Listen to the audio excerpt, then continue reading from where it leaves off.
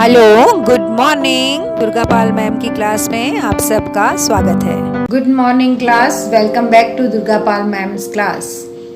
आज की क्लास में हम पढ़ने जा रहे हैं क्लास 7th के लिए वसंत भाग 2 से हम पंछी उन्मुक्त गगन के कविता के प्रश्न उत्तर। जो भी बच्चे क्लास में मौजूद हैं वो लाइक का बटन दबाएं ताकि उनकी अटेंडेंस मेरे पास पहुंच जाए। इस क्लास को छोड़ करके जाने की गलती मत करना, क्योंकि कोई भी क्वेश्चन आपके दिमाग से निकल सकता है। मैं सभी क्वेश्चंस के आंसर बहुत अच्छे से सरल भाषा में एक्सप्लेन करके आपको समझाऊंगी। सारे प्रश्नों के उत्तर समझना जरूरी है, क्योंकि आपके यूनिट टेस्ट चल रहे होंगे जिसमें आपसे ये क्वेश्चंस पूछे जाएंगे जिनके उत्तर आपको खुद लिखने होंगे। अगर आप एक बार दुर्गा पाल मैम की क्लास को अटेंड कर लेते हैं तो आपको दूसरी किसी वीडियो को देखने की जरूरत नहीं पड़ेगी, आप खुद ही सारे प्रश्नों के उत्तर लिख पाएंगे। तो हम शुरू करते हैं क्लास 7 हिंदी वसंत भाग 2 से हम पंछी उन्मुक्त गगन के कविता के क्वेश्चन आंसर्स। पहला क्वेश्चन है, हर तरह की सुख सुविधाएं पाकर भी पक्षी पिंजरे में बंद क्यों नहीं रहना चाहते? हर प्रकार की सुख सुविधाएं पाकर भी पक्षी पिंजरे में बंद इसलिए नहीं रहना चाहते क्योंकि उन्हें वहां उड़ने की आजादी नहीं है। पक्षी को गुलामी की अपेक्षा स्वतंत्रता प्यारी होती है। वे खुले आसमान में ऊंची उड़ान भरना चाहते हैं, नदी का, झरनों का बहता हुआ पानी पीना चाहते हैं, कड़वी निंबोरियां खाना चाहते हैं और पेड़ की ऊंची डाली पर झूलना चाहते हैं, कूदना चाहते हैं, फुदकना चाहते हैं। अपनी पसंद के अनुसार अलग अलग ऋतुओं में जो फल उगते हैं उनके दाने चुगना चाहते हैं और वो चाहते हैं कि वो क्षितिज से जाकर के मिलन करें या फिर उनकी वही मृत्यु हो जाए। वो चाहते हैं जब तक उनकी सांस चले तब तक वो ऊंचे आसमान में, विस्तृत आसमान में उड़ते ही रहें। पिंजरे में उन्हें चाहे कितनी ही सुख सुविधाएं मिल जाएं, लेकिन वे वहां बंधन में होते हैं। वह पिंजरे में कैद होकर सोने की कटोरी में मैदा खाने की बजाय नीम के कड़वे फल खाना पसंद करते हैं। यही कारण है कि चाहे उन्हें सारी सुख सुविधाएं मिल जाएं, लेकिन फिर भी वो बंधन में नहीं रहना चाहते, पिंजरे के अंदर नहीं रहना चाहते हैं, बल्कि कहाँ रहना चाहते हैं? आजादी से आसमान में घूमना चाहते हैं। दूसरा प्रश्न है, पक्षी उन्मुक्त रहकर अपनी कौन सी इच्छाएं पूरी करना चाहते हैं? उन्मुक्त का अर्थ है आजाद रहकर, आजादी। इसका उत्तर है कि पक्षी उन्मुक्त रहकर अपनी इन इच्छाओं को पूरा करना चाहते हैं। नीचे लिखी हुई नंबर 1 है, वे खुले आसमान में उड़ना चाहते हैं। नंबर 2, वो अपनी गति से उड़ना चाहते हैं, यानी कि उन्हें कोई रोके टोके ना, उन्हें ना तो कोई रोके ना कोई टोके, बल्कि वो जब चाहें, जितनी तेज उड़ना चाहें, जिस तरफ उड़ना चाहें उस तरफ वो उड़ना चाहते हैं। तो वो अपनी गति से उड़ान भरना चाहते हैं। नदी और झरनों का बहता हुआ पानी पीना चाहते हैं। उन्हें कटोरे में रखा हुआ पानी पसंद नहीं है, उन्हें बहता हुआ जल पसंद है, तो वो वही पीना चाहते हैं। और खाना उन्हें कैसा पसंद है? नीम के पेड़ की कड़वी निंबोरी वो खा लेंगे, बिल्कुल कड़वा फल वो खा लेंगे, लेकिन वो सोने की कटोरी में रखा हुआ मैदा भी नहीं खाना चाहते हैं। अगर उन्हें बंधन में रख दिया जाए, गुलाम बना दिया जाए, वो आज़ादी से घूमना चाहते हैं और कड़वा ही फल खा करके वो खुश हैं।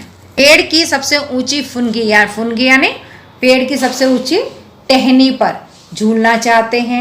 वे आसमान में ऊंची उड़ान भरकर अनार के दानों रूपी तारों को चुगना चाहते हैं। जो अनार के दाने जैसे लगते हैं आसमान में, जब तारे रात को छोटे छोटे चमक रहे होते हैं तो ऐसा लगता है जैसे अनार के दाने बिखरे हुए हैं। तो कवि कहता है कि पक्षी आसमान में ऊंची उड़ान भर करके अनार के दाने रूपी तारों को चुगना चाहते हैं, यानी खाना चाहते हैं। और क्या इच्छा उनकी कि वो क्षितिज से मिलन करना चाहते हैं।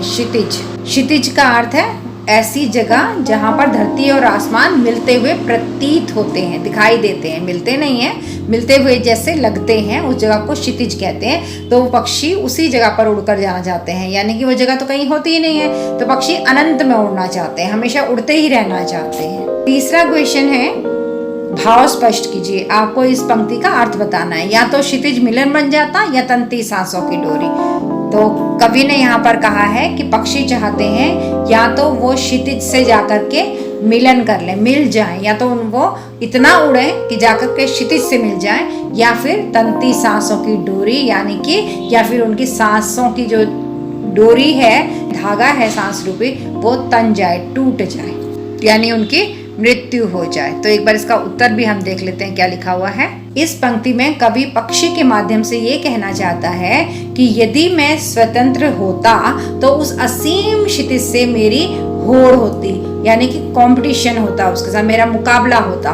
मैं इन छोटे छोटे पंखों से उड़कर या तो उस क्षितिज से जाकर मिल जाता, या फिर मैं इन छोटे छोटे पंखों से उड़कर या तो उस क्षितिज से जाकर मिल जाता, या फिर मेरा प्राणांत हो जाता, यानी मेरी मृत्यु हो जाती। अब आपकी पाठ्यपुस्तक में पीछे जो एक्सरसाइज दे रखी है हम पंछी उन्मुक्त गगन के क्लास 7 की किताब में, उसमें ये क्वेश्चन ये भी है, कई लोग पक्षी पालते हैं, पक्षियों को पालना उचित है या नहीं, अपने विचार से लिखिए। तो आपको बताना है कि पक्षियों को क्या हमें पालना चाहिए, क्या ये सही है कि हम पक्षियों को कैद कर लें, पिंजरे में रखें, घर के अंदर पालें, ये सही है या गलत है। आपने अपने विचार देने हैं, आप क्या समझते हैं।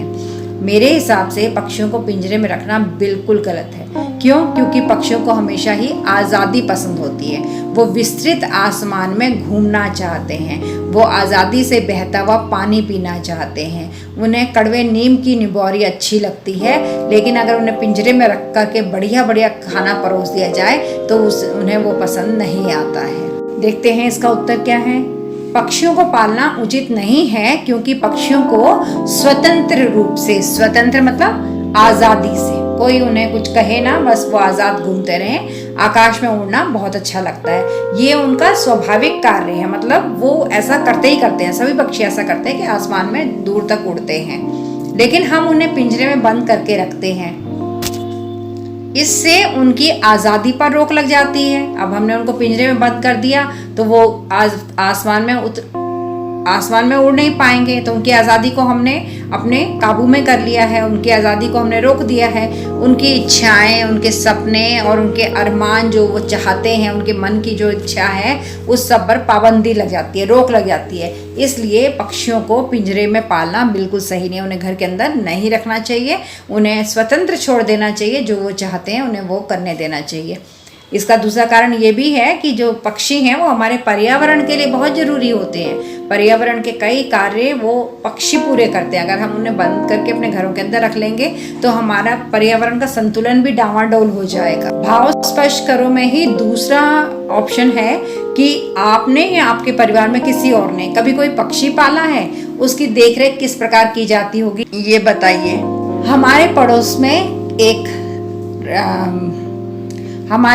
एक परिवार रहता है जिन्होंने एक तोता पाला हुआ है। उनके परिवार के सभी सदस्य तोते की बहुत अच्छे से देखभाल करते हैं। प्रतिदिन, यानी कि हर रोज, प्रतिदिन का मतलब होता है हर रोज, उसके पिंजरे की सफाई करते हैं और तथा का अर्थ है और एक कटोरी में पीने के लिए पानी और खाने के लिए उसे चना भी देते हैं और उस तोते से बातें भी करते हैं। तोते ने घर के सभी सदस्यों के नाम रट रखे हैं। जब कोई उसके पिंजरे के पास जाता है तो वह चहचहाने लगता है। जब कोई उसके पिंजरे के पास जाता है तो वो चहचहाने लग जाता है। अक्सर देखा गया है कि लोग घरों में तोते को पालते हैं। वैसे ये सही नहीं है, नहीं पालना चाहिए, लेकिन हाँ, कभी कोई घायल पक्षी अगर घर में आ जाए और वो उड़ने के काबिल ना हो तो फिर उसकी सेवा जरूर करनी चाहिए, उससे अच्छे से रखना चाहिए, उसकी देखभाल करनी चाहिए, पूरी तरह से उसकी सुरक्षा का भी इंतजाम करना चाहिए। क्योंकि कई बार क्या होता है कि बिल्ली या कुत्ता घर में होता है तो वो इन पक्षियों को खा जाते हैं, तो इस चीज़ का भी ध्यान रखना चाहिए। तो ये जो प्रश्न है कि क्या आपने और आपके परिवार में किसी सदस्य ने कभी किसी पक्षी की देखभाल की है, तो उसको कैसे करते हैं देखभाल, ये बताना है जो आपको। ये बिल्कुल मनगढ़ंत यहाँ पर लिखा गया है, मतलब कल्पना करके सोच कर लिखा गया है। ऐसा कुछ नहीं हुआ, ना मेरे परिवार में ना मैंने कभी कोई पक्षी नहीं पाला है। मैं आपको भी सलाह दूंगी कि आप भी मत पालिए, लेकिन क्योंकि हमसे क्वेश्चन पूछा गया है इसलिए हमें सोच करके उसका उत्तर देना है, तो मैंने यहाँ पर इस तरह से उत्तर दिया है। आप भी इस तरह से सोच कर देख सकते हैं, चाहे आपने कोई पक्षी पाला है या नहीं पाला। अगला क्वेश्चन जो दिया हुआ है आपकी किताब में वो है, पक्षियों को पिंजरे में बंद करने से केवल उनकी आज़ादी का हनन ही नहीं होता। आज़ादी का हनन मतलब, आज़ादी मतलब स्वतंत्रता, और हनन मतलब नष्ट करना, नाश करना, खत्म करना, अपितु पर्यावरण भी प्रभावित होता है, जो अभी मैं आप लोगों से डिस्कस कर रही थी। इस विषय पर 10 पंक्तियों में अपने विचार लिखिए। तो ये बहुत अच्छा क्वेश्चन पूछा गया है कि अगर हम पक्षियों को पिंजरे में बंद कर लें तो क्या क्या नुकसान हो सकते हैं। तो इसका उत्तर है, पक्षियों को पिंजरे में बंद करने से सिर्फ उनकी आज़ादी का ही नाश नहीं होता, बल्कि पर्यावरण भी प्रभावित होता है। ये देखिए बच्चा, यहाँ से लेकर के यहाँ तक पूरा क्वेश्चन में से ही लिया गया है। ये बहुत अच्छा तरीका होता है क्वेश्चन में से जो इम्पोर्टेंट लाइन है उनको एज इट इज आंसर में उतारना। इससे क्या होता है, आपके स्पेलिंग गलत भी नहीं होते और आपका आधा आंसर भी बन जाता है, तो फिर आपको अच्छे नंबर मिलते हैं। तो हमेशा ऐसे ही कीजिए, जब भी प्रश्न का उत्तर बनाना हो उसे क्वेश्चन में से उठा लीजिए भाग को और वैसा का वैसा लिख करके फिर आगे अपना उत्तर लिखिए। जैसे पक्षियों का प्रकृति में उड़ना, जब पक्षी हवा में उड़ते हैं तो वो क्या करते हैं, पर्यावरण को संतुलित करने में पक्षियों का बहुत सहयोग रहता है। हमारे जो एटमॉस्फेयर है उसको बैलेंस करते हैं वो पक्षी। आहार श्रृंखला को नियमित करते हैं। आहार का मतलब होता है खाना खाना, जो हम भोजन खाते हैं उसे आहार कहते हैं, फूड। श्रृंखला, श्रृंखला मतलब चेन, एक चेन होती है ना, कि जैसे मनुष्य फल सब्जी खाता है, दालें खाता है, अनाज खाता है, पक्षी कीड़े मकोड़े खाते हैं, जानवर जो हैं वो दूसरे जानवरों को खाते हैं। तो ये एक चेन बनी हुई है कि ये इसको खाता है, ये इसको खाता है, ये इसको खाता है। इस तरह से जो हमारी प्रकृति है वो बैलेंस रहती है। अगर बीच में से एक भी कड़ी को हटा दिया जाए तो फिर किसी भी एक की जनसंख्या इतनी ज़्यादा हो जाएगी कि धरती पर रहना मुश्किल हो जाएगा। जैसे उदाहरण यहाँ पर दिया हुआ है, आप समझ जाएंगे इससे। देखिए, जैसे घास धरती पर उगती है, अपने आप उगाती है ना, तो घास को कौन खाता है, टिड्डा। टिड्डा एक तरह का कीड़ा है जो घास को खाता है, और टिड्डे को कौन खाता है, पक्षी खाते हैं, पक्षी टिड्डे को खाते हैं। अब अगर पक्षी नहीं होंगे तो वो टिड्डों को नहीं खाएंगे, और टिड्डे को नहीं खाया जाएगा तो टिड्डे बहुत सारे हो जाएंगे। अब टिड्डे बहुत सारे हो जाएंगे तो वो फसलों को नुकसान पहुंचाएंगे, वो तो सारी फसल को नष्ट कर देंगे, क्योंकि वो तो घास खाते हैं। घास यानी फसल, छोटे छोटे जो पौधे रहते हैं उनको सबको खा जाते हैं वो। दूसरी ओर अगर कोई पक्षी या जानवर मर जाता है तो फिर जो दूसरे जानवर होते हैं, जो मांस खाने वाले जानवर होते हैं, वो उस मरे हुए जानवर को खा लेते हैं। अगर जानवर दूसरे जानवर को नहीं खाएगा तो और कोई जानवर मर गया तो वो तो सड़ता रहेगा, एनवायरनमेंट को गंदा करेगा, उसको कोई खा ही नहीं रहा, उसकी बॉडी वहीं पड़ी रहेगी, उसको वो एनवायरनमेंट को गंदा करेगा, बदबू फैलेगी और बीमारियां फैलेंगी। तो इस तरह से ये पर्यावरण का संतुलन बना करके रखते हैं। इसलिए हमें इन्हें कैद नहीं रखना चाहिए, आज़ाद रखना चाहिए, ताकि ये अपना भी जीवन अच्छे से काटें और हमारे पर्यावरण को भी संतुलित करके रखें, जिससे हमें भी फायदा।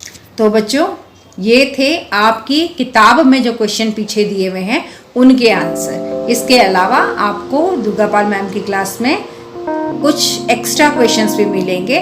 जैसे मैं हमेशा अपने हर वीडियो में आपको बताती हूँ कि आपको कविता का शीर्षक यानी नाम हमेशा याद होना चाहिए। कविता का कवि कौन है, रचयिता कौन है, किसने कविता को लिखा है, ये हमेशा नाम याद होना चाहिए। तो ये मैं आपसे MCQ में इस तरह के क्वेश्चन पूछूंगी। आप मेरी क्लास में बने रहिए, दुर्गापाल मैम की क्लास को सब्सक्राइब कर लीजिए और बेल आइकन को दबा दीजिए। जो अगले वीडियो आएगी तो नोटिफिकेशन आपके पास आ जाएगा। MCQs होंगे जिसमें इस तरह के छोटे छोटे क्वेश्चन पूछे जाएंगे आपसे। तो जिससे क्या होता है, MCQ वगैरह छोटे छोटे क्वेश्चंस के आंसर करने से आपको कविता का अर्थ भी याद हो जाएगा अच्छे से, इतने छोटे छोटे से क्वेश्चन पूछने से। तो आप बने रहिएगा इस क्लास में। उम्मीद करती हूँ कि आज की क्लास आपको अच्छे से समझ में आ गई होगी। अगर आपने क्लास को अच्छे से अटेंड किया है और कुछ यहाँ से आपको सीखने को मिला है तो आप लाइक का बटन जरूर दबा दीजिएगा। अगर पहली बार मेरा वीडियो देख रहे हैं और आपने इस चैनल को अभी तक सब्सक्राइब नहीं किया है तो प्लीज़ प्लीज़ प्लीज़ इसे सब्सक्राइब कर लीजिए। अपने दोस्तों के साथ शेयर भी कीजिए ताकि उन्हें भी पता चले कि दुर्गापाल मैम की क्लास में कितने बेहतरीन तरीके से आपको पढ़ाया जा रहा है। और बेल आइकन को तो ज़रूर दबा लीजिएगा, क्योंकि अगली वीडियो का नोटिफिकेशन तो उसी से मिलेगा आपको। अगली वीडियो तक के लिए thank you, bye bye, love you all. Thanks for attending Durgapal Ma'am's class. Please like, share, subscribe and don't forget to leave a lovely comment. Thank you.